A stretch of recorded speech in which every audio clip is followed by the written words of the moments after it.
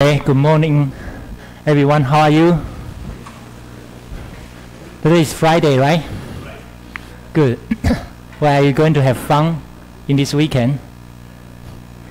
Study hard, right? Study material science. Okay, good. Very nice to hear this. Okay. Right, let's have a quick recall about what we have learned on Wednesday.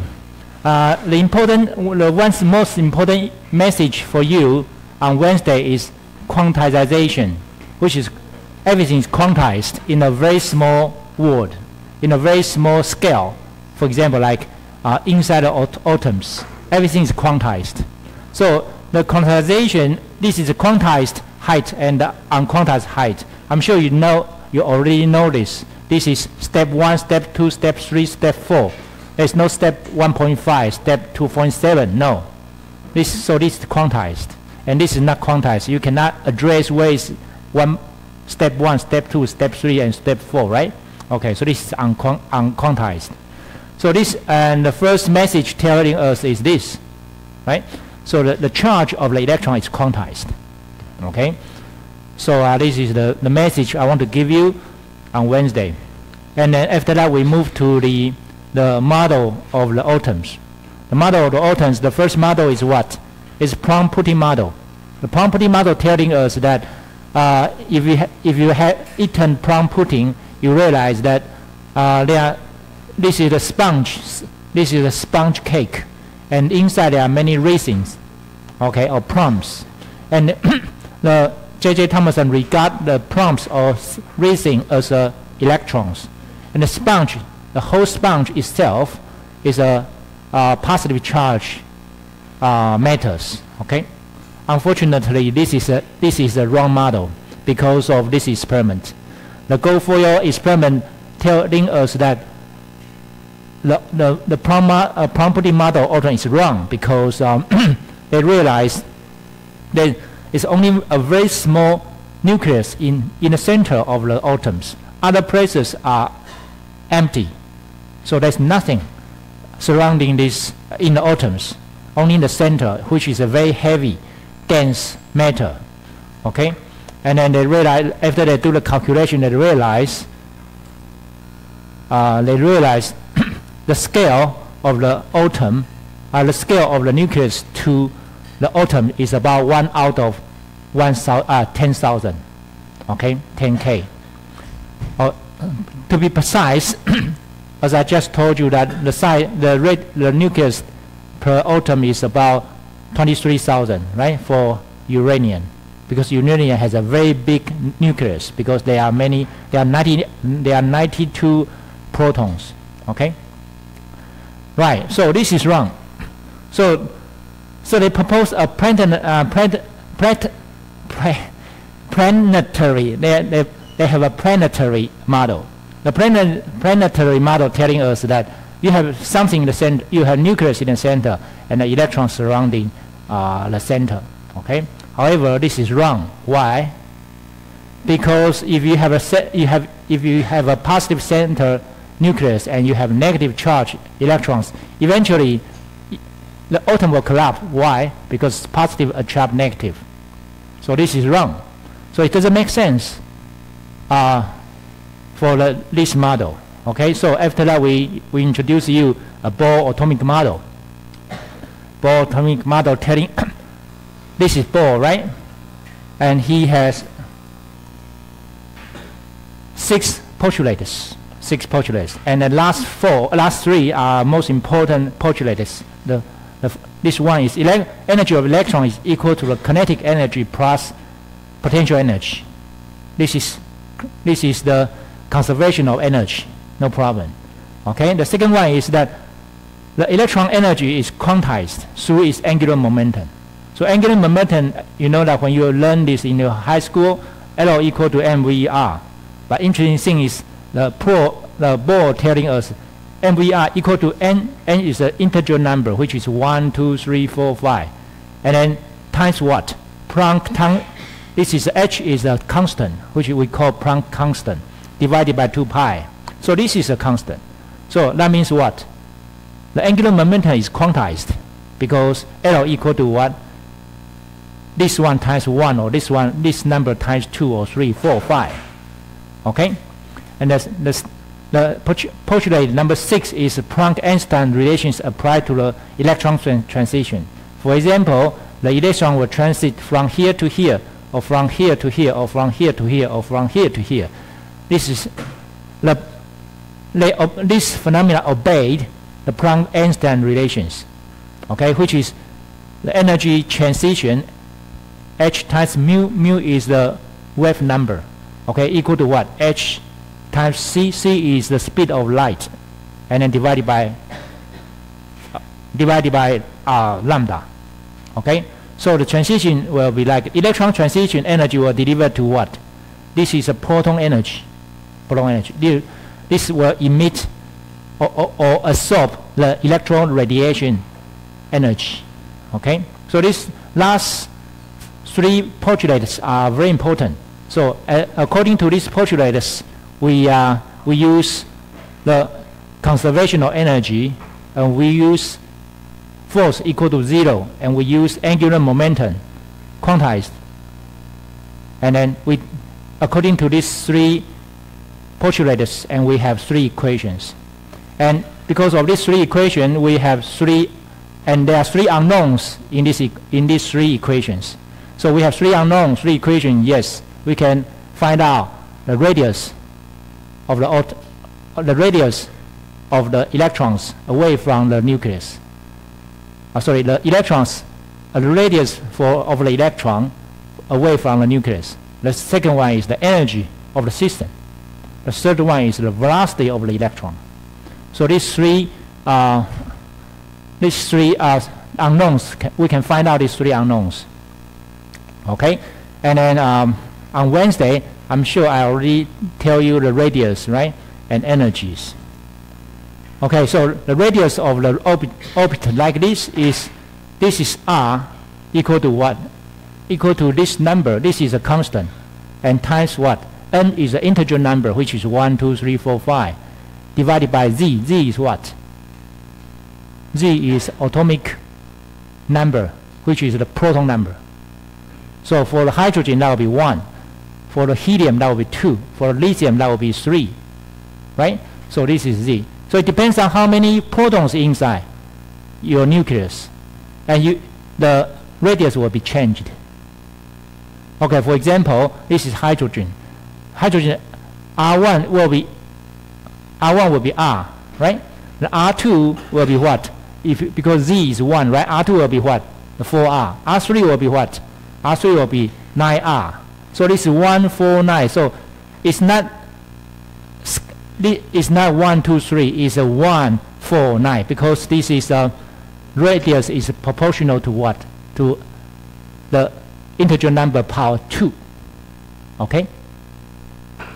However, if this is lithium 2 plus. Lithium 2 plus means what? Lithium 2 plus means that you have only 1 electron, but you have 3 protons. So if you have 3 protons, that Z will become 3 here. And then in the case, this will be what?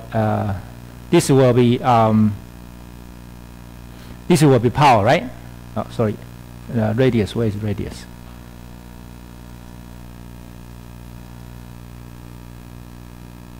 Okay.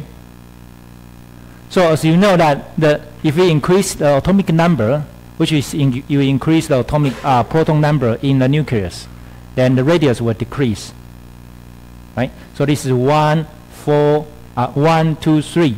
Now this will be 1, 4, 9, 16. Okay? Right, and then after that we talk about energy. The energy, as you can find out, the energy will equal to minus. Why? Because according to the equation, that will be minus, and then will be proportional to atomic number power 2 divided by the integer number power 2. So this is, I'm sure this is what we learned, right? This is K and minus 4K minus 1/9, right? Minus 1/4. Okay, this is ground state, excited state, and free electron. Right, okay. So, and that's what we were on Wednesday. And today, let's continue to talk about this topic. Start from the energy radius. Let's skip this. Energy, right? So, I want you to know that this is called atomic. This is energy level diagram. Energy level diagram. This is what we call energy level diagram. Okay. So as you know, if electron is here, the radius will be R. The energy will be minus K. K is what? 13.6 electron volt. R is what? 0.53 Armstrong. Remember? This is what we learned on Wednesday. And then if the electron is in the R2, which is the second layer, the R2 will become 4R. Right? R is 0.53 Armstrong. Right? And energy will be minus 1/4 K. K is 13.6 electron volt. And if it is R3, that will be 9R. 9R. And the energy will be 1/9 K. Okay? No problem, right? Good. So, and I hope you still remember the postulate number 6 is the energy transition from the Bohr atomic model. And this also quantization, because you know this is orbital 1, orbital 2, orbital 3. So if the energy electron from here to here, yes, it works. But energy, if the electron doesn't get enough energy, and energy only on this to this level, unfortunately there is no energy transition. Okay, if this from here and an electron drops, you will deliver what? You will deliver electron radiation. Okay, or we call photon. Okay, so this is energy transition of the electron, and then you know this is allowed transition. This is forbidden transition. It's not allowed. So there is no energy from here to here. You cannot find out. So this is what we say energy is quantized, or we call energy transition is quantized. Okay. So today, the first message I want to give you, or first information I want to give you, is ionization energy. Okay, so this, for example, this is the hydrogen atomic model, and this is the energy level diagram. And then, if the energy from infinity minus energy 1 is here. So if the electron is here, and then you move the electron to this place, that means what? This atom is ionized. The energy required for this ionized atom is called ionization energy. Okay, so what's the energy required from this place to this place?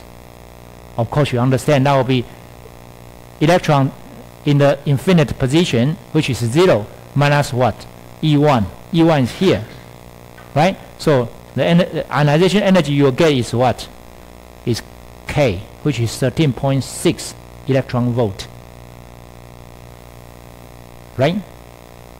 So that will be 13.6 electron volt for hydrogen. No problem. So when you go to the periodical table, there are many numbers here. One of the important numbers is this one. This one is called ionization energy, 13.5. You can remember 13.6. Okay, 13.598 electron volt. This is called ionization rate, ionization energy. Okay, and especially if you have the first electron move away from the atom, this is called first ionization energy. If you have two atoms, if you have two electrons, and you move the first electron away from this atom, and this first electron we call ionization, first ionization energy. If you want to move the second electron away from this atom to the infinite position, and this will be called second ionization energy, etc. etc. If you have third electron, that will be third ionization energy. Okay.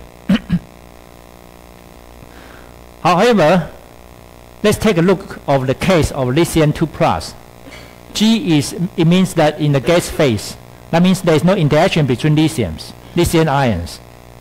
Okay, you only consider an individual case, which is lithium 2+ only. And then we understand the proton number is 3. So for the lithium 2+ energy diagram, how can you draw that for me?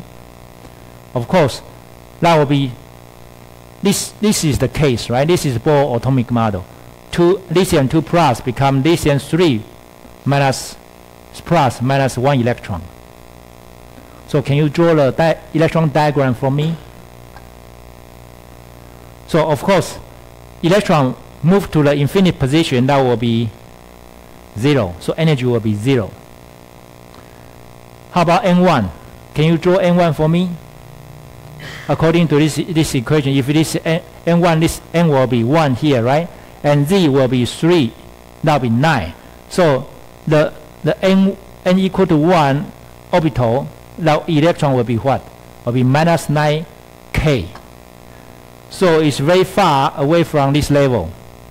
So N1 for lithium, for this case, N1 will be minus 9K. Of course, this is not to scale, because 9K to minus 1K, 9K will be very, very down away from this one. But you know, we don't have too much space to draw this. Okay, how about N2? Orbital 2. Orbital 2 will be N2, right? So if we put N2 here, that will be 4. This will be 9, right? So that will be 9/4 minus -4 K. How about N? How about N equal to 3? N equal to 3 will be here. And then you put 3 here, 3 here. That will be minus K. So in this case, you understand. Interestingly, you understand N1 for the hydrogen will be equal to the N3 for the lithium 2+. So they are in the same level of the energy. So if the ionization energy for electron here for the lithium 2+ move away to the free electron to become a free electron, the energy will be same as the hydrogen from N1 to N equal to infinite. Right? Okay. So for the lithium 2+, E equal to 3, and then if you want to know the N1 to the infinite place, how many energy required for this to ionize this metal, this ion? 9K, right? 9K. Okay. So does it make sense to you? So if your radius is small, if your atomic number is high, that means you have a lot of positive charge in the nucleus. And then, and in that case, if you have a negative charge electron, will be pulled in to the closer to the nucleus. That's why the radius will be less, right? You will reduce the radius because electron will be pulled in. Positive attract negative, negative attract positive, right? And this is much heavier. So of course, electron will pull in to this, to the closer to the nucleus. Okay. Then how about the ionization energy? Because these are two very close. The energy to bond these two nucleus and electron is very high. So if you want to take this electron away, far away from this nucleus, it requires heavy energy, right? Large energies. That's why ionization energy will be very high. So this is easy to understand. I hope you use this idea to understand this kind of concept. Okay, this is called ionization energy. And now another term is called first ionization energy. As I told you, if you have 3 electrons in the atom, the first electron away from this electron away from this atom will be called, the energy required will be called first ionization energy. For example, this case we have lithium. Lithium has 3 photons, 3 electrons. So the minimum to remove an electron from the ground state atom in the gas phase, only one atom's network function to deal with. What does that mean? No work function to deal with, because we regard this as a single atom. If you have many atoms together, you have to work. You have to single work function. But this is the out scope of our lecture today in this course. So what I want to tell you is that this is in the gas phase. It's not solid phase, liquid phase. No. Okay, in gas phase. Right. So the minimum energy, which one will be the minimum energy according to these 3 electrons? If you want to, which one you want to move, which electron you want to take it away from this atom and require minimum energy? Which one? The one which is the outermost shell, right? The one in the outermost shell.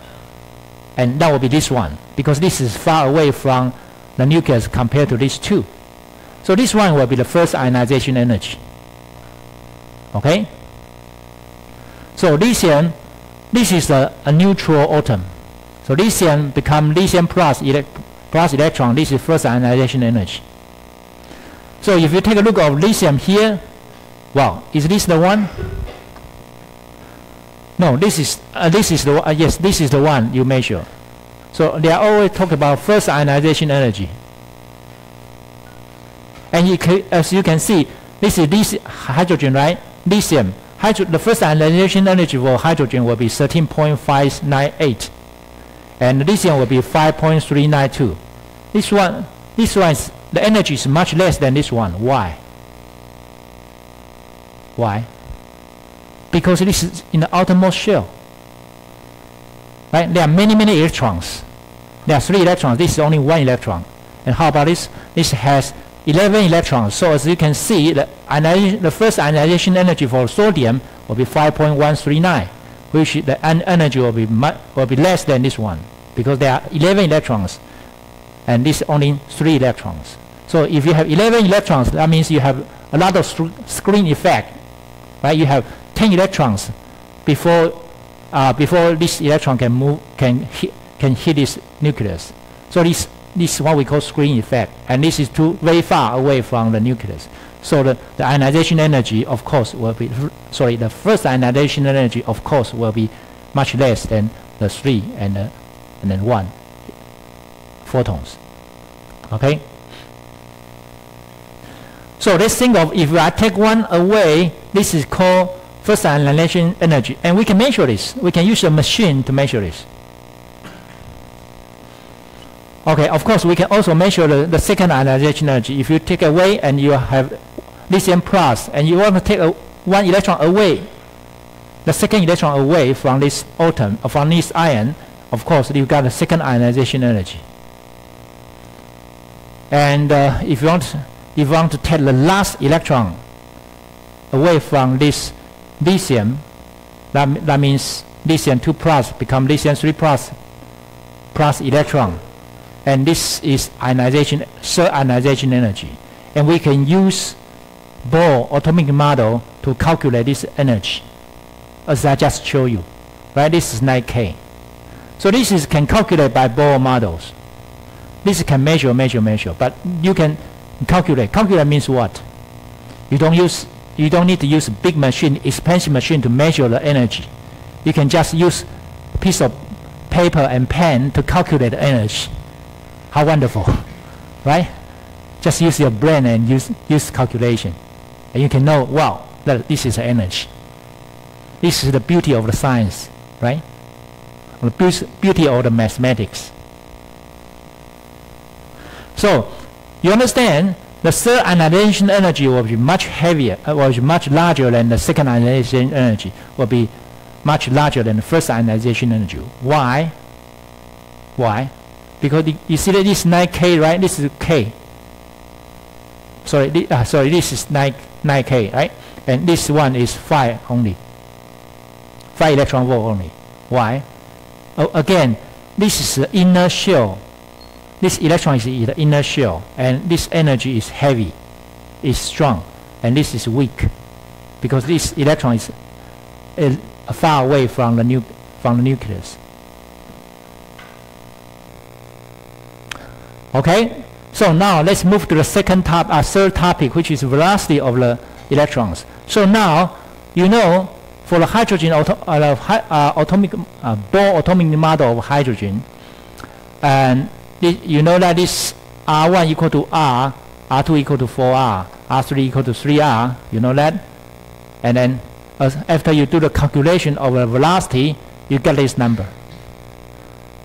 And then you realize, if you do the rearrangement of this equation, you'll get something like this. So again, this is a constant, and velocity equal to what? Is proportional to this number times z, atomic number divided by n, integer number. So for hydrogen, n equal to 1, here z equal to 1. So velocity will be equal to a constant.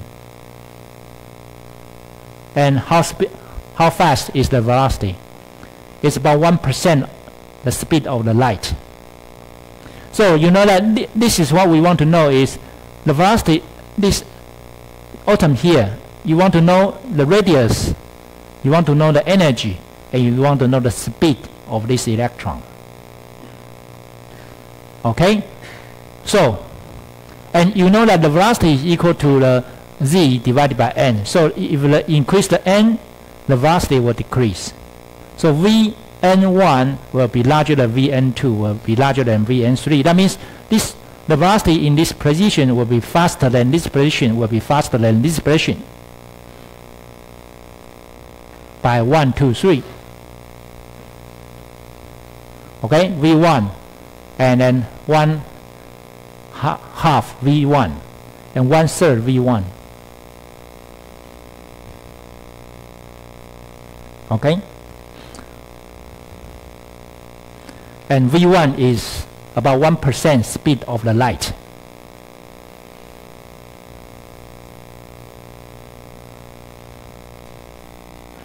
Okay, so let me summarize the quantization of the radius, electron, energy, and velocity. So, ladies and gentlemen, I want you to remember these 3 terms. And you don't need to remember exactly, but I want you to remember R is proportion to N2 divided by Z. A is a constant. A is what? N is quantized integer number, right? So R is what? So A will be 0.53 Armstrong. Please remember this number. A0 will be equal to 0.53 Armstrong. Or we all call this Bohr radius, right? Bohr radius. K will be 13.6. This is a constant. K is 13.6 electron volt. And electron is minus proportional to Z power 2 divided by N power 2. So as you know that if you have R, as I just told you that R1 equal to R, R2 equal to 4R, R3 equal to 3R, and how about the energy? Sorry. That'll be K, 4K, and 9K, right? Sorry, 1K, K, 1/4, 1/9. Okay, and how about the velocity? V1 here, I just want you to remember, is 1% speed of the light.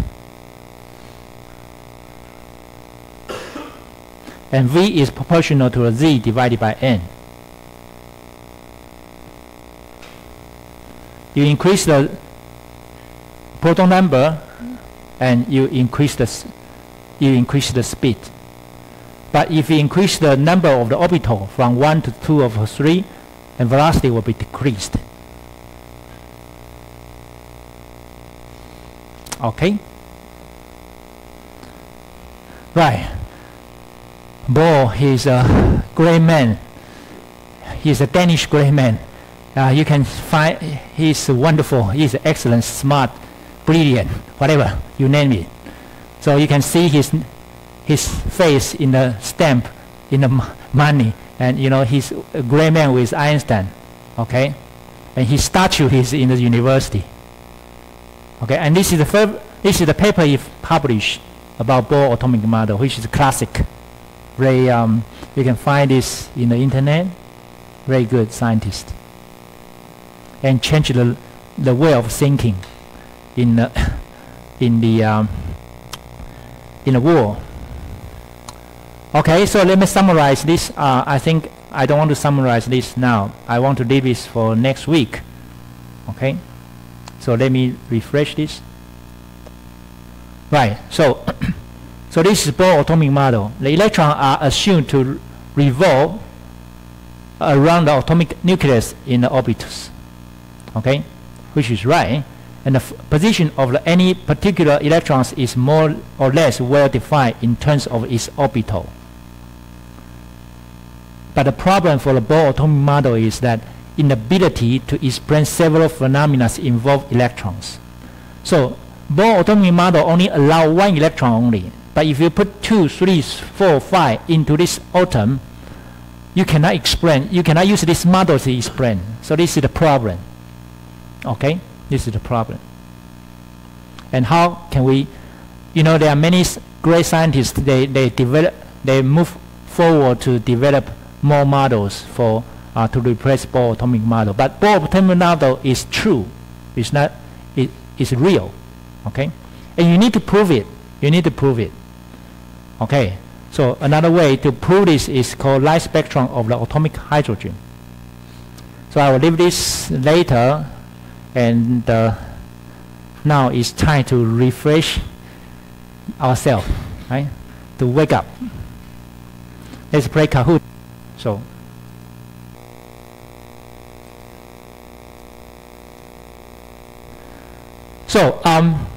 you know, Bohr atomic model, he only used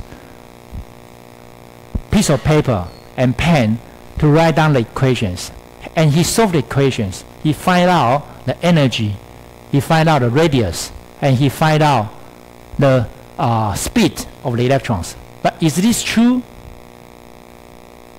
Because this is theoretical, right? Theoretically, you just use a piece of paper and pen to do a calculation. You need to prove it's true. And then before he did this, theoretically, some of the scientists already used experiment to find out something wrong with the not something wrong, to find out something interesting. So this is called light spectrum of the atomic hydrogen. You know, Bohr used hydrogen as a model. So if you use hydrogen to do the experiment, you find out something, and the experiment can match with the theoretical study. That's the holy grail of the science, right? Because you know the experiment match the result of the experiment match the result of the mathematical, or match the theoretical study, and you deliver a very good model, mathematical model to represent this phenomena. This is wonderful. Of course, they deserve to get Nobel Prize. So let's take a look at the light spectrum of the atomic hydrogen. The first of all, we need to know that reflection of the sunlight. You know, every day we have sun, and the sun goes, and you have very nice weather, and you see the beautiful worlds, right? And the Newton, this very long time ago, he used his prism experiment, was able to prove that the sunlight is white, right? The white light of the sun was actually composed of the color of the spectrum. So if you have prism, and then here the white light goes to this prism, and it will deliver a very beautiful color, like rainbow, right? And the color, this is called color spectrum here, color spectrum. And so this is the spectrum of the sunlight, spectrum of sunlight. And what we can see is this region we call visible. What we cannot see is this called infrared. Infrared. Okay? And what we don't like is this ultraviolet, which is about 2%. 45% is visible light, and 51% is heat. It's the energy of the thermal energy. That's why you feel very hot. Right? You can see something, but you still feel very hot. And this spectrum is continuous. You know, this spectrum is continuous. It's continuous. Okay, this is Newton find out. Wow, how wonderful! But this x-axis is the wavelength of the light, and this is the intensity of the light. So as you know that the visible light the intensity is high compared to infrared and the UV. Okay, but energy for UV is the highest. You know that. Right. So, so this is from the sun. Remember, this is called continuous spectrum. Okay. So,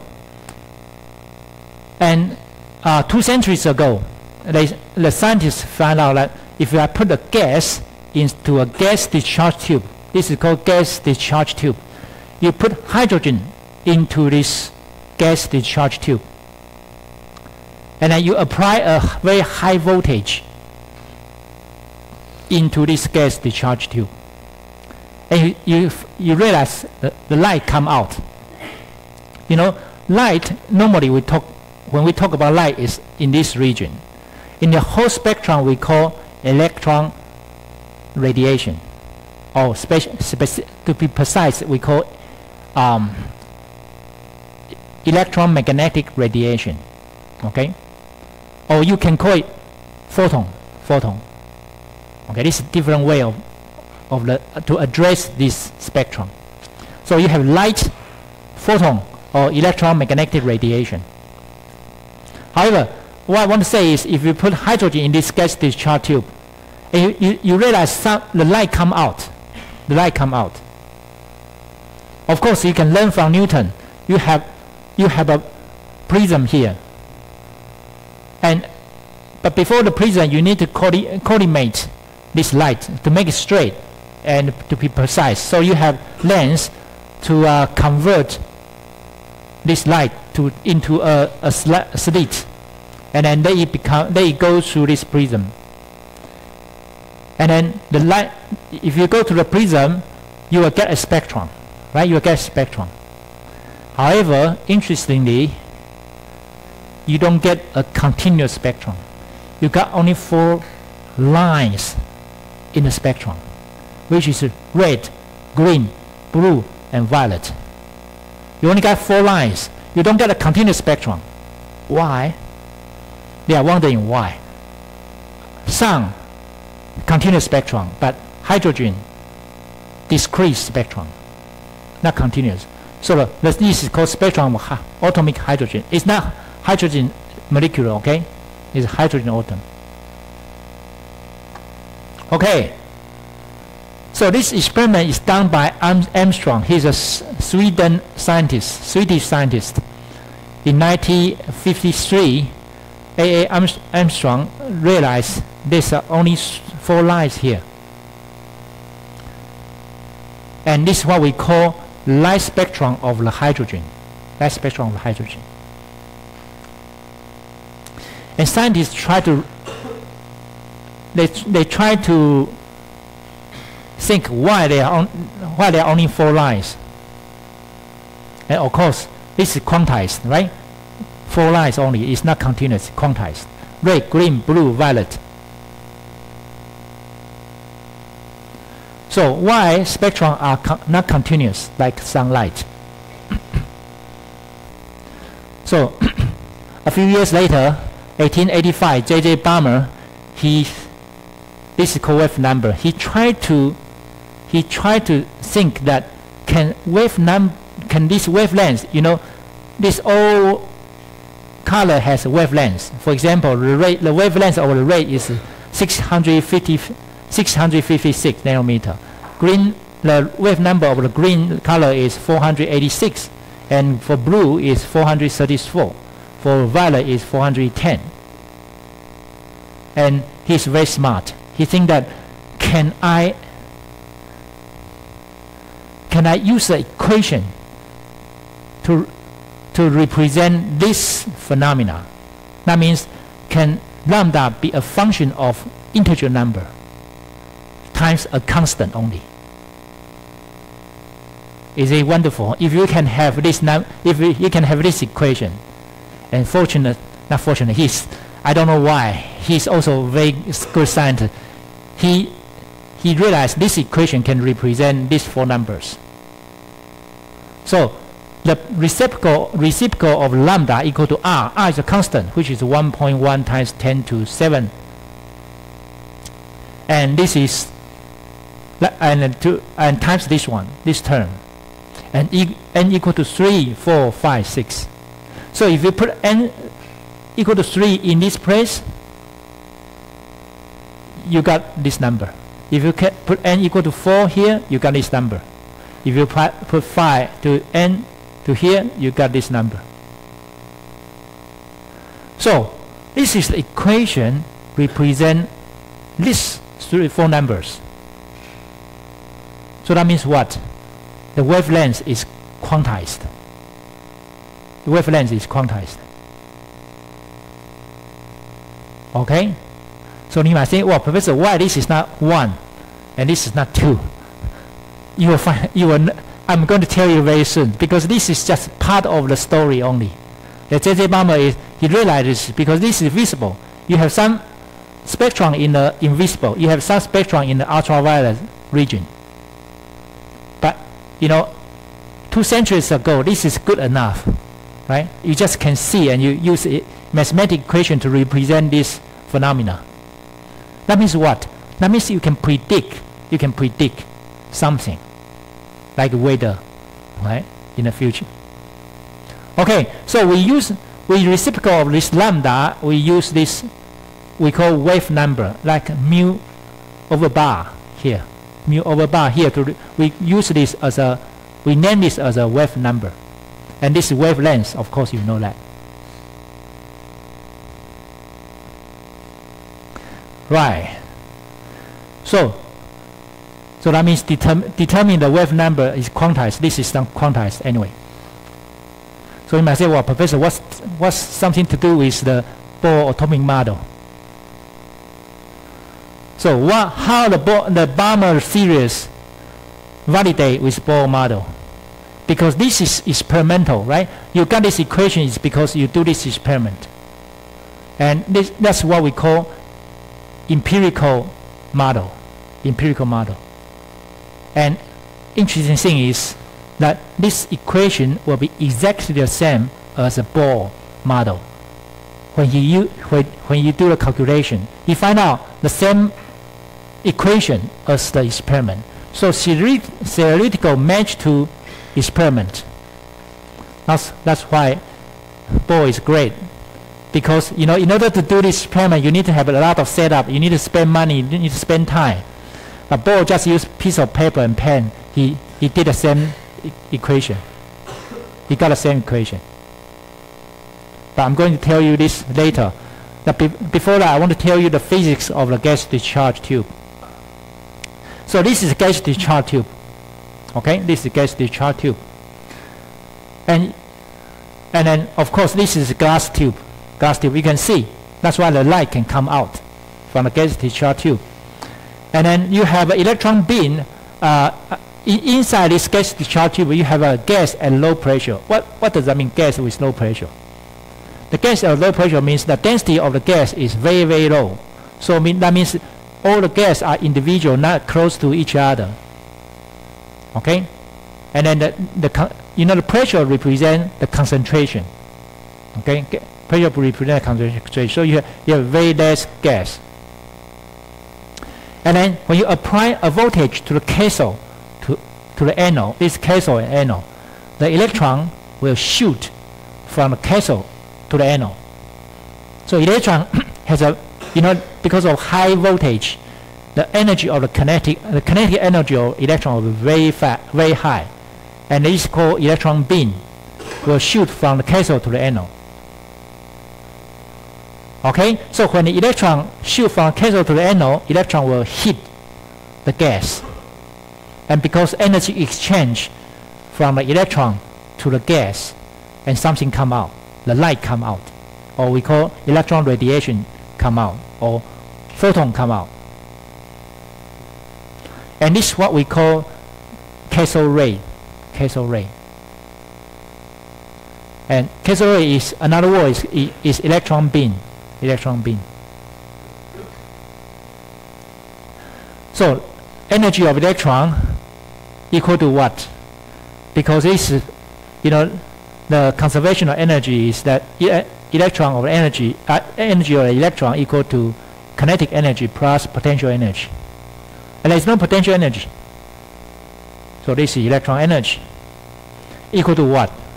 Equal to this, the speed of this electron, the energy of this electron is derived from what? From this voltage, right? From this voltage. The energy of the voltage is equal to the charge of the electron times what? Voltage. And you have a very heavy voltage, very high voltage. Okay? So for the 1 electron and 1 volt, now what we call is 1 electron volt, right?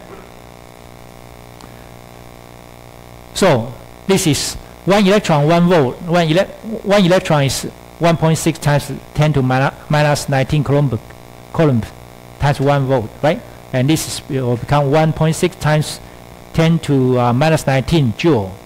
And we use this as a 1 electron volt because 1 electron and get 1 volt, the energy will be 1 electron volt. And electron volt is the unit of the energy. Okay? So I want to show you that the video here. Have you done this experiment when you are in the physics department, the class in the phase discharge tube? Right. Okay. So let's think what's going on with the hydrogen gas discharge tube. Because of red, green, blue, and violet color come out. That's because of matter energy exchange, right? Or interaction. So I just told you that the energy of the electron are transferred to the energy of the photon. And this is red, green, blue, violet photons come out with certain energy. Okay, let's use energy diagram to explain this. So the gas discharge tube actually is a matter energy interaction. So matter is hydrogen, right? Matter is hydrogen. And energy is from electron. Okay, gas electron tube. So the energy of electron deliver the energy to the hydrogen. Okay, and this is the energy diagram of the hydrogen here. Of course, not to scale. Right, so we have 1 electron in the ground state. Of course, hydrogen has only 1 electron. Hydrogen only 1 state. So we have instant particle. In this case, it's electron. But it's not necessary to use electron only. You can use proton, you can use neutron, you can use alpha particle, whatever. As long as this particle carry tremendous energy. A lot of energy. It doesn't need to be a lot, as long as you can just do the transition, okay, energy transition. Okay, so instant particle will hit this atom, There are 2 cases, right? But you need to tune this energy. The instant energy need to be less than the ionization energy of this one, which is 13.9 Kelvin. Sorry, 13.6 electron volt. From here to here is 13.6 electron volt, right? So this energy need to be less than 13.6 electron volt. Otherwise, this one electron will become free electron. You see nothing. Okay. However, this instant energy need to be greater than the lowest energy.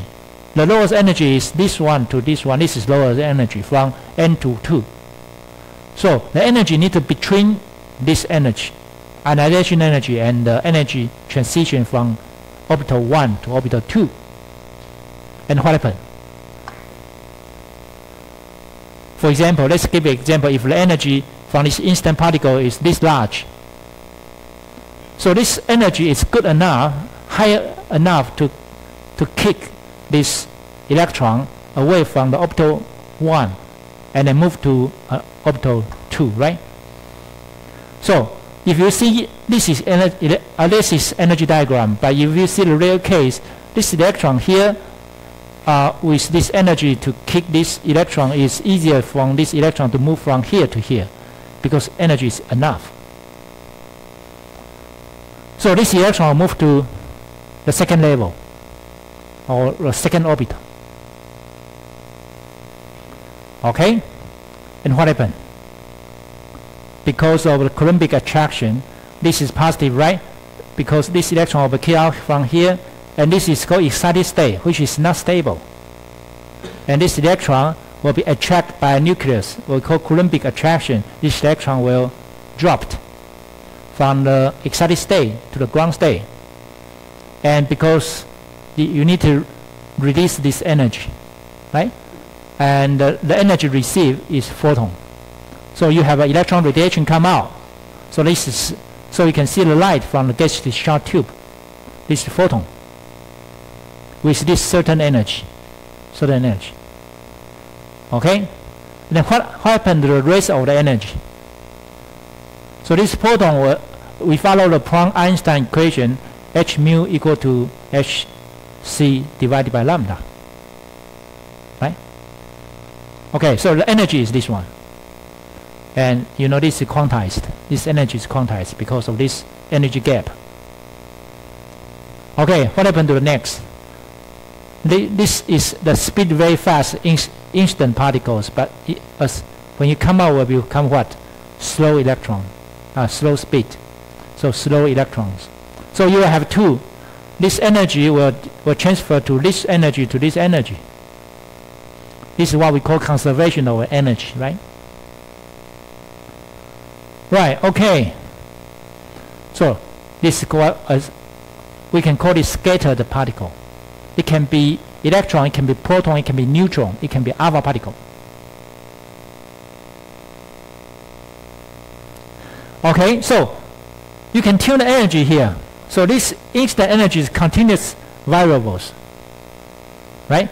You can tune different voltages because you have voltage source. So energy is continuously variables. Okay, you can this much, for example. However, when you see the proton, the energy of proton is discrete, is quantized. Because of what? Because it's the orbitals, right?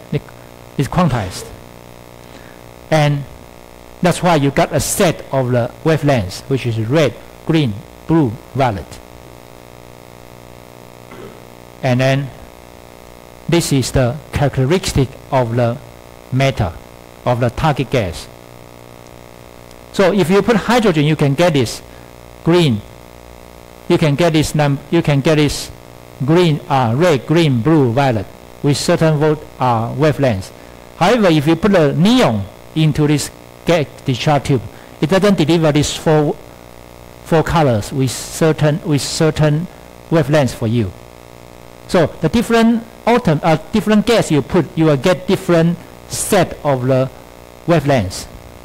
That's why, if you want to find out what kind of gas you put into a gas discharge tube, you can use the spectrum to realize what kind of gas in the gas discharge tube.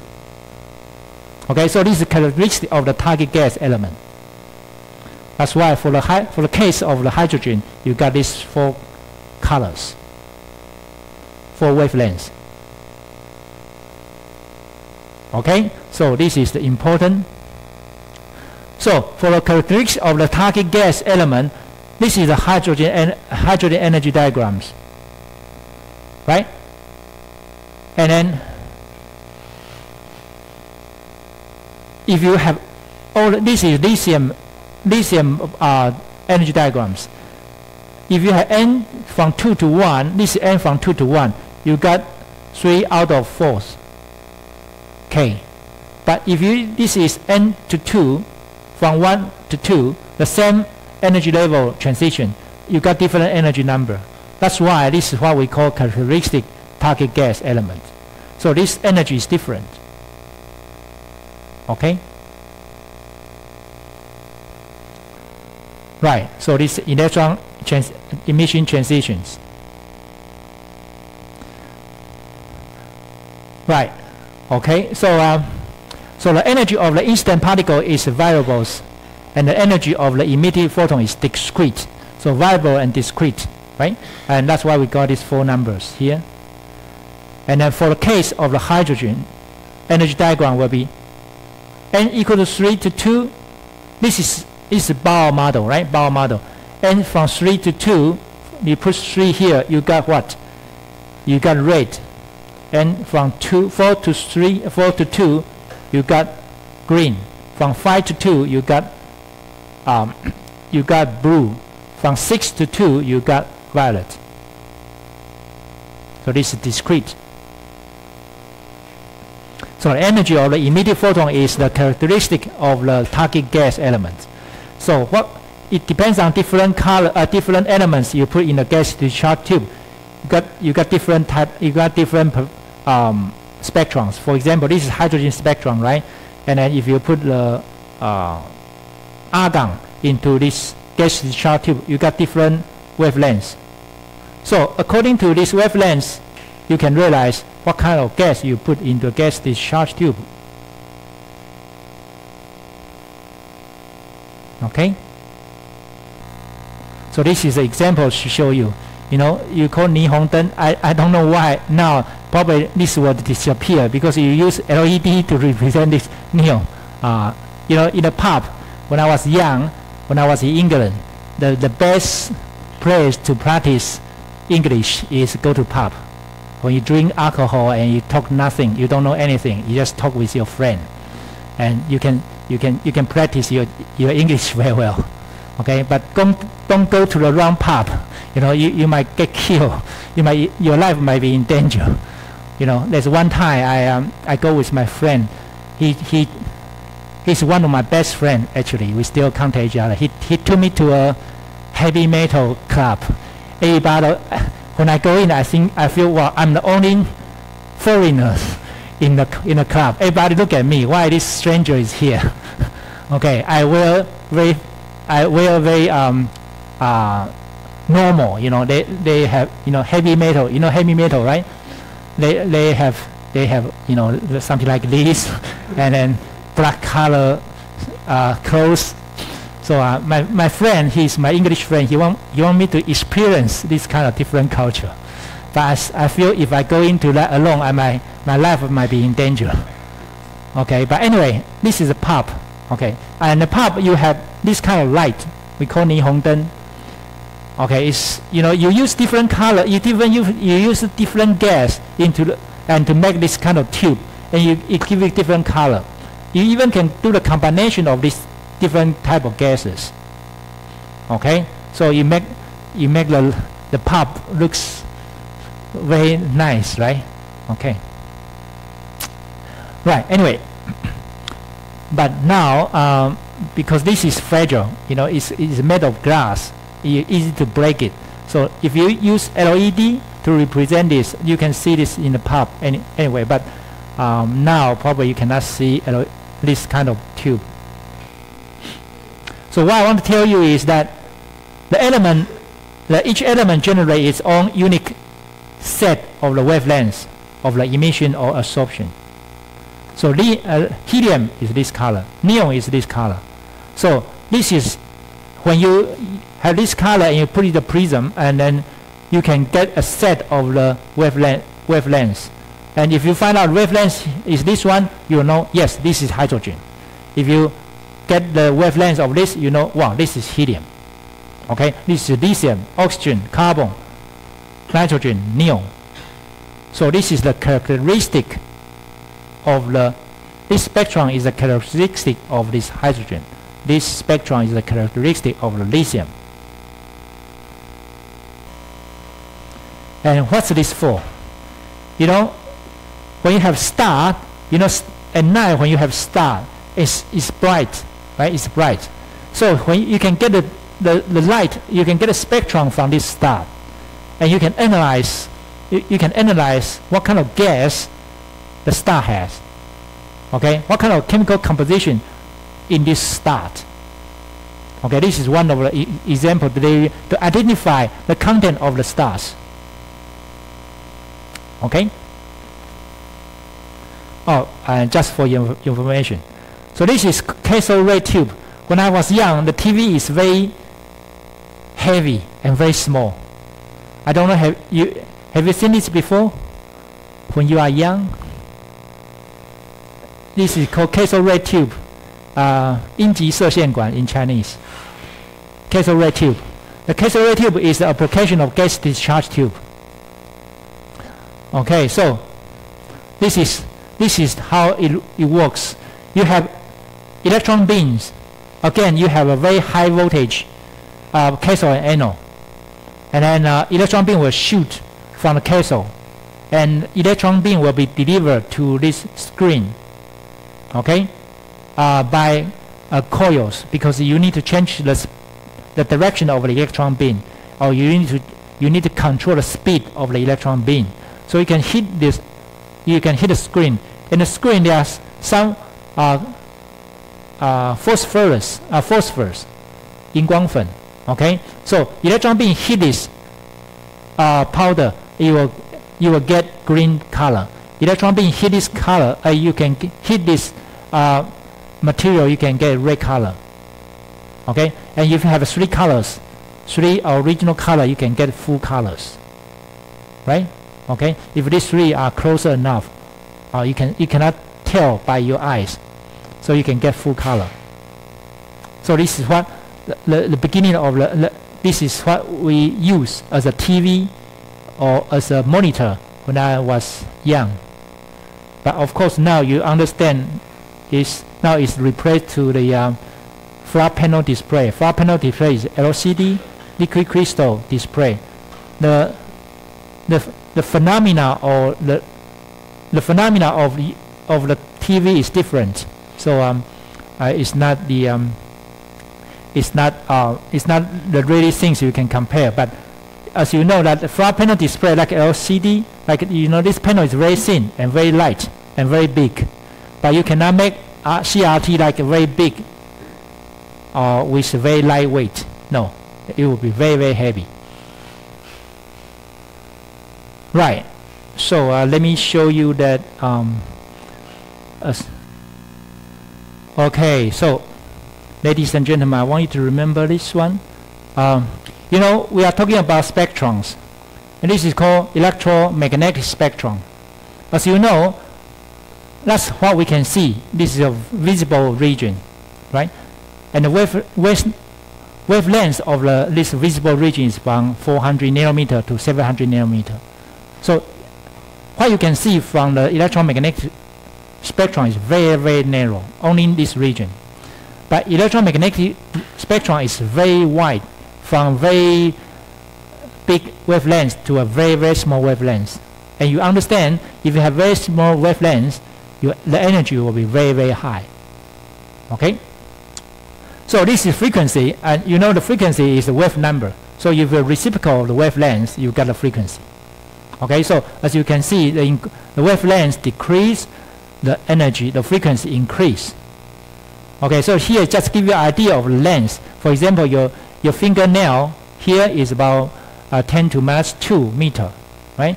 And you are about 170 meters. That's 1 here. Okay, and in the case of Orton, which is about 10 to minus 10 meter, which is we call Armstrong. Okay, and nanometer is in this region, and this region is about the virus. Okay, and the radiation is also, and this is called visible light. And if the wavelength is getting smaller, that's what we call ultraviolet.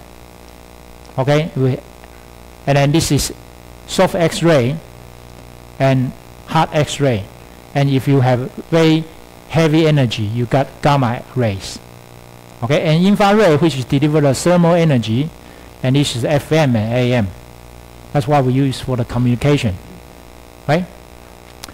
Okay, and however, this follow you remember the Planck-Einstein relation. Planck-Einstein relation is what? E equal to hv equal to h times c divided by lambda, right? This is the Planck-Einstein relation.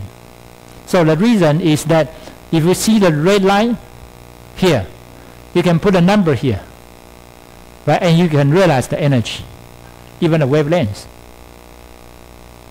So here is a very simple equation I want you to remember, is that if you use the unit of the electron volt to represent the energy, and if you use lambda, if you use nanometer to represent as the unit for lambda, for the wavelength, you can get this number. You can get this equation, which is easy for you to remember. And h times c will be a constant. So E equal to 1240 divided by lambda. Okay, so this is the equation I want you to remember. And then if I want to tell you that, could you please tell me the energy of the blue light? What's the, and I want you to tell me in a unit of electron volt. What can you tell me? If you use this equation, I want that you know the energy of the blue light. Can you tell me in electron volt? So you just put this, you know, the blue light, for example, you use 434 into this equation, and 1240 divided by 436 nanometer, you get the energy in the unit of electron volt, right? So I want to let you know that for 400 nanometer, the energy of about 3.1 electron volt. For the energy of in the red light, the energy is about 1.8 electron volt. So please remember that this equation, and I want you to have a roughly idea. The visible light, the wavelength of the visible light is between 400 to 700. The energy of the visible light is between 1.8 electron volt to 3.1 electron volt. You might say, why, Professor, why I need to remember this? Because we are going to tell you something interesting in the following weeks. And I will link to this as an idea. You know, why LED? You know, LED give us emission the light. Oh, it give you different colors. Okay? Right, I think I will stop here today. So I hope you enjoy the lecture today, and have a nice weekend.